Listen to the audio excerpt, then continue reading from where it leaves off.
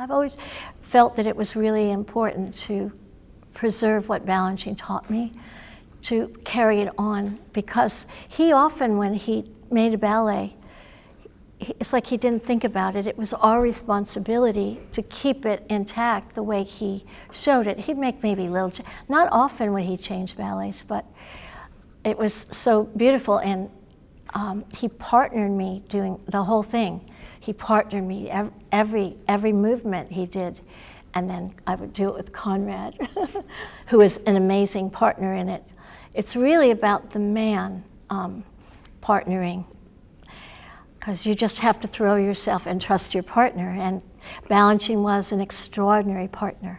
You do have a solo in it, and we'll talk about that in a little bit, but you always think of that woman as being not alone. That's true. And I felt that way. I felt like we were together. And I was in his hands. I would just place myself, and he would do the rest. And you need a really fantastic partner. All the women wanted to dance with Conrad because he was such an extraordinary partner. Everything was for the ballerina, and he had an innate sense. Like Balanchine was that way.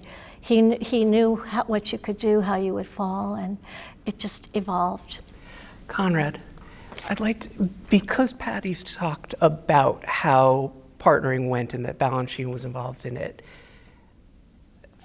this is a general question. How did Balanchine show partnering to you when he was showing it in rehearsal?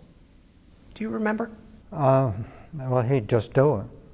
As a matter of fact, there's that big lift, and you lift her up, and you take her way down. Yes. And you're knee high. You're supporting her sort of with your thigh. It depends on thing. Anyway, he did that himself. He put 60 years old, and he put her down, and well, he couldn't get her up, but anyway, but he got her down. He showed everything. And she goes up with her leg and down, and then he showed me, and I did and now we went up, and we carried back, and so forth. So he did a lot of the.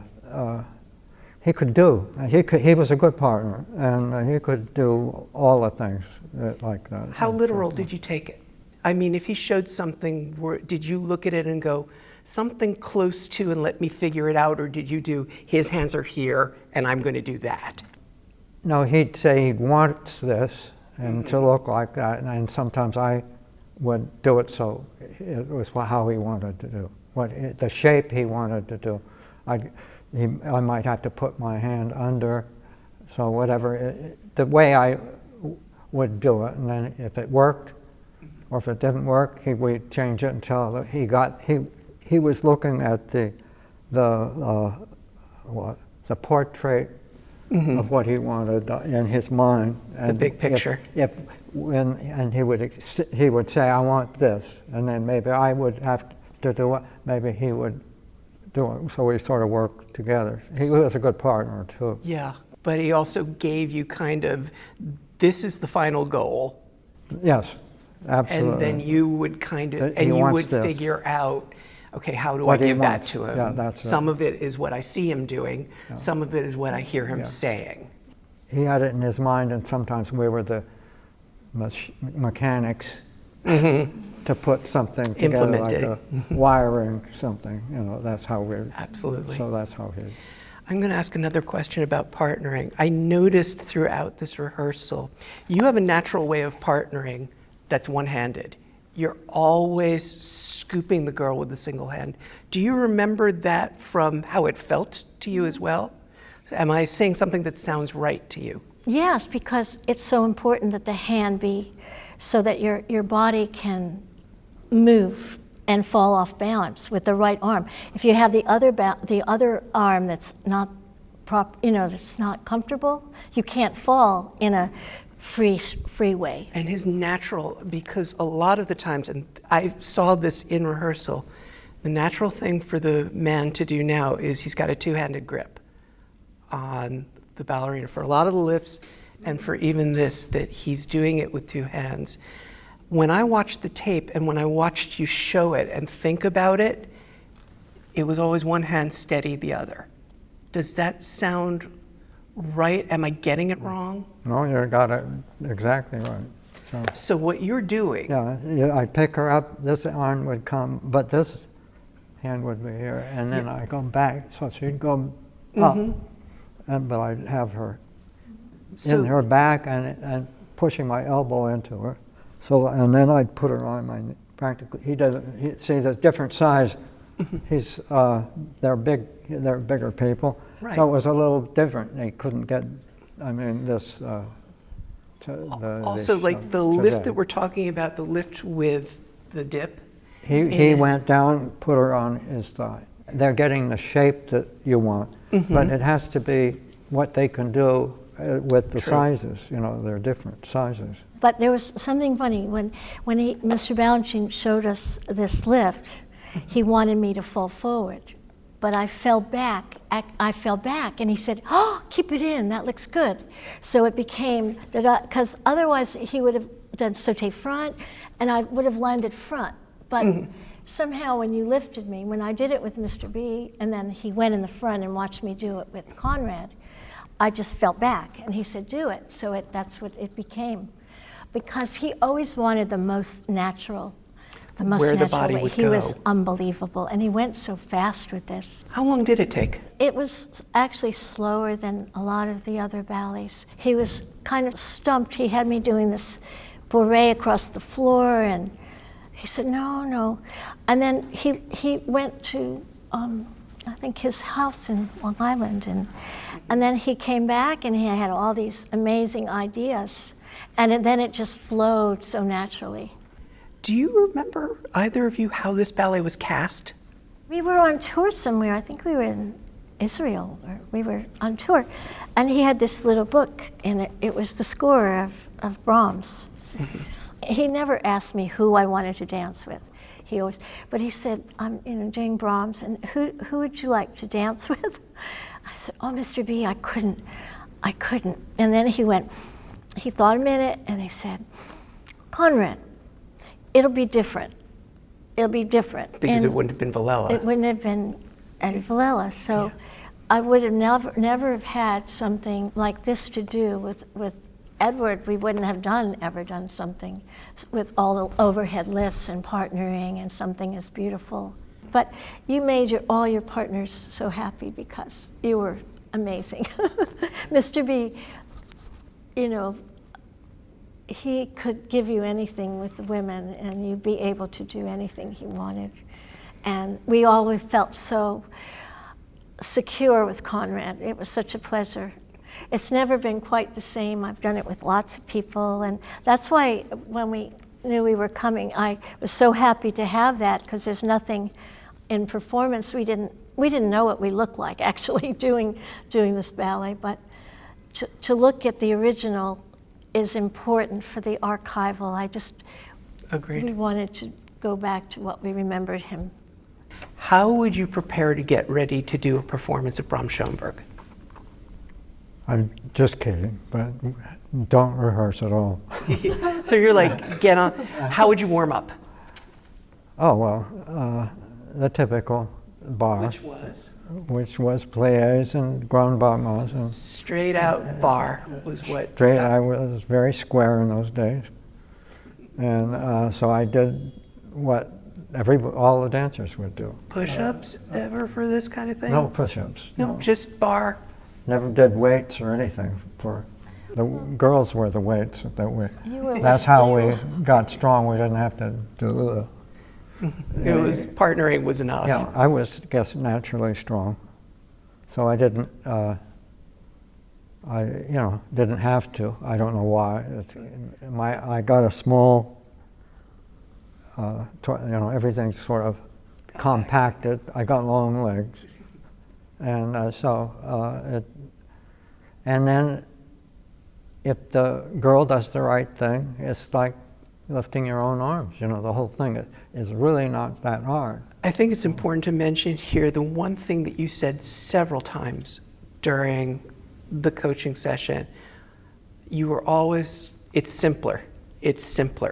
Watching this, you could see that minute he had a different arm. He wasn't using, he'd make it more complicated. But when he did the simpler thing, the line was better. You could see the line flowed with hers. And it was the simplest way, rather than having his arm out, it was on her waist. So that almost every correction, I think, that I had in this particular thing was simplicity. He would, when he'd get away from that and try to do something a little extra that he thought was looking good, it was the simplest thing was the thing that looked better to me. When he came out and he did the sauté, it was the same steps, he was one count late. It made a whole difference in the way it looked. So that microscopic little something made it work. The music was so important to him, and being the music while you were dancing, expressing the music, losing yourself so you're free enough to be in the music and making the rhythms that he gave you. Did he talk to the pianist about tempos Yes. at all? Tell me about that. Gordon Belzner was incredible. Because first of all, when he did the ballet, he studied the score, of course, because he was a pianist, Mr. Balanchine. But Gordon he was his right-hand man. He did all the ballets that I did. I think Gordon was always sitting next to him, and he'd come and What did they they had a say very about nice tempos? rapport. I like this tempo that we did, rather brisk. The movement looks better. If it's slowed down a little bit, it's boring, and you lose the movement quality, the freedom of it. The tempo is very important, so Gordon was always on top of it. You're totally in another world, actually, when you're on stage. Oh, yeah. It's magical because you never know what's going to happen. That's the beauty of ballet, a live performance. You just never know Well, I how felt it's this going to ballet go. for me was, in partnering, it was just, she flew, and I was there, Oh, God. and I was there to catch her. And it just was like she was a miracle, what No, she and did. then- and she then- had, she had total trust. You mentioned this a couple of times. Is this for you one of the most notable partnering roles you did, or is it somewhere? This is one of the best partnering jobs I had, and one of the hardest, in as much as, where are we going tonight? You know, how is this going to be? I wasn't, because it's so free. I could be free because I knew he'd be there. I could do anything, and I knew that if I go as far, I could touch my head on the floor and he'd be there and catch me. So I think Balanchine wanted that. He definitely, otherwise he wouldn't have made that choreography that in the very beginning to off balance. I just wanted her to be free to do what she wanted to do and to fly, and she did. And so that was a But challenge. you see, I could not have done it. That's why I didn't want to rehearse. Isn't this the definition of a partnership, though? Isn't it sort Exactly. of? I remember one of the most beautiful things that Merrill Ashley and Sean Lavery used to say when they were trying to work something out was they go, okay, was that you, me, or us? And you're talking a lot about us. You know, that there's a you and there's a me in this, and we both agreed on that, but there's a lot of us. Yeah, I'm sure I said, oh, could you put me over a little more? Or we probably had things like that. No, hardly. Oh, could you get me up? Was there anything you There had was to work Maria out? Talcher, if I partnered her. She did everything.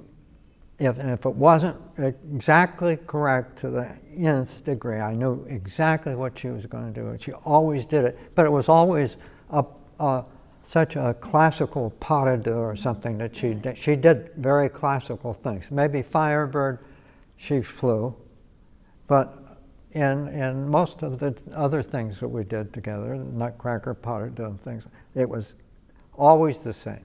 And she demanded you do what we worked it out, and it was always that way. But that was a totally different, it was a strict classical sort of thing, and you just did what the choreography was. This, by turning and twisting, and as you see this ballet, how it moves like this, it's never going to be the same.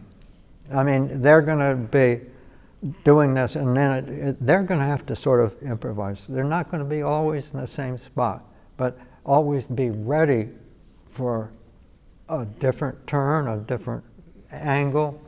So And both unpredictability and spontaneity of Yeah, it. And that's what this ballet had. I and think. your advice to Andy and Lauren when they do it again would be to sort of embrace that. For Andy not to get into to be expecting exactly the thing, and let her be a little freer to do something. That's what I think. Is there anything you'd like to say that you didn't get a chance? We just want the ballet to live on, so that if Mr. B would walk in the studio and he'd see, you know, I'm always thinking about what he would say after you stage something or you work with somebody, how he would feel about it. So we feel a great responsibility to be able to remember what he did, but imparting those little things that I feel like are important to what he would feel. Otherwise, he wanted people to be their own. And sort of realize that you're going to perform his ballet that he's going to do, so he has a certain respect for you, or he wouldn't be using you. So he respected his dancers and was always, he was a gentleman, and always, and never screaming, never carrying on. So he was very easy to work with. But what came out of him was genius all the time. We all knew that we were in the presence of a great person.